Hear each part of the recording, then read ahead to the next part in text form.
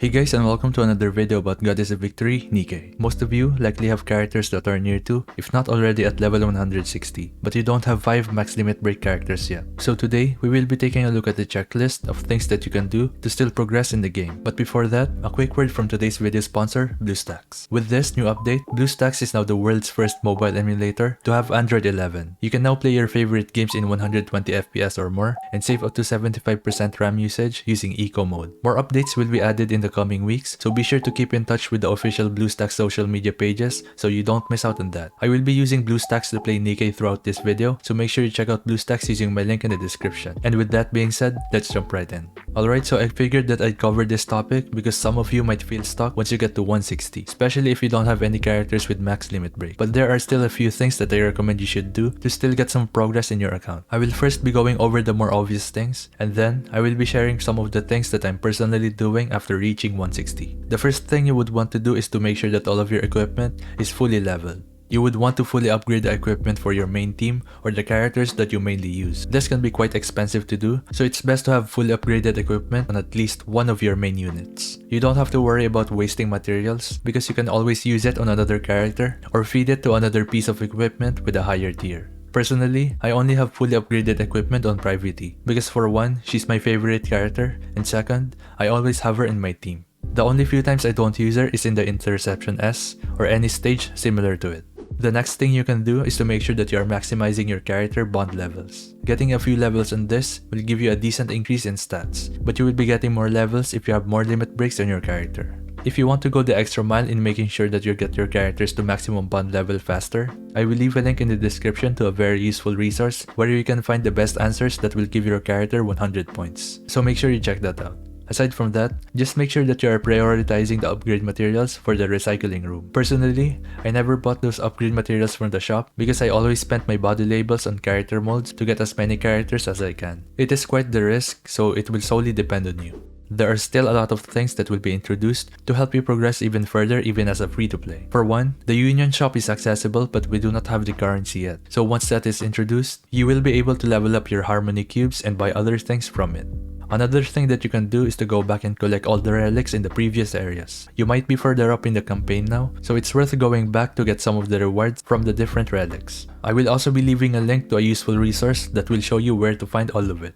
With that said, I will now be going over a few things that I'm personally doing after getting past 160, so maybe you'd want to try this out as well. One thing you can do is to start leveling up the skills for your other units that are good for different scenarios. This is a great time to start figuring out which characters you should start upgrading, because you would want to have them ready for more difficult content once you break the progression wall. I'm talking about building those characters that are really good for specific cases, because it will be nice to have a set of characters that are good for a certain stage, so you can have an easier time clearing it. Take for example your shotgun units. In my case, I focused on upgrading more versatile units, so I left my shotgun units on standby. But when I have my core team fully built, I then focused on building my shotgun units so that they will be ready whenever I encounter more close range enemies. And of course, this is not exclusive to shotgun units. If you have any other character that you feel like you will potentially need to use down the line, go ahead and start building them. You also don't have to worry about the resources that you spend in upgrading skills because it was leaked that we will be getting a new item that will let us refund the skill upgrades for the characters. For the skill upgrades, I recommend that you stick to level 4 on all of the skills including their burst, because anything past that can be quite expensive. But if you really want to upgrade their skills past level 4, make sure that they are the ones that you will often use. Moving on, let's talk about max limit breaking, because this is probably the main reason why your progress is being slowed down. Unfortunately, there is no easy method to get around this, because it all just comes down to luck or how much you spend. But you don't need to worry about this for too long, because you will be able to get free SSR units from the Liberation system that will be introduced soon. You will also be able to get multiple copies of them from the Union Shop so you can max limit break them, which is good news especially for free-to-play players. There is currently no release date for this, but based on the character release schedule that we have, I would say that you can expect this to be available after 2 or 3 version updates. And for my last tip, this one is for the players on PC. Once you get to the endgame, I'd say around chapter 15 and so on, there will be a lot of stages where you can't simply autoplay your way through, especially if you are pushing the campaign really hard with a power deficit. So if you want to progress even further, you can use these to help you. What you can do is to add some shortcuts and better controls to help you navigate the game better on PC. PC. So I will be showing you some of the keybinds that I have that will help you in combat. I will be using Bluestacks, so if you like what you see, make sure to check out Bluestacks using my link in the description. First up, I have keybinds for switching to different characters. I have it set to Q, W, E, R, F, but you can set it to whichever one you are more comfortable with. I also have keybinds for the burst skills on the right side of the screen, which are set to A, S, and D.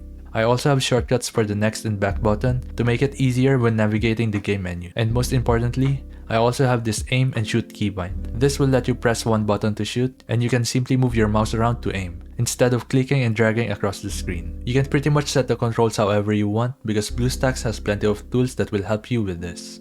With that being said, getting to level 160 is just the beginning. There are still many things that will be introduced to the game, so the best thing you can do is to follow the things I mentioned so that you can still progress little by little. On your way out, make sure to check out Bluestacks using my link in the description, and as always, don't forget to leave a like, comment, subscribe. Thank you so much for watching, and I'll see you on the next one. Peace.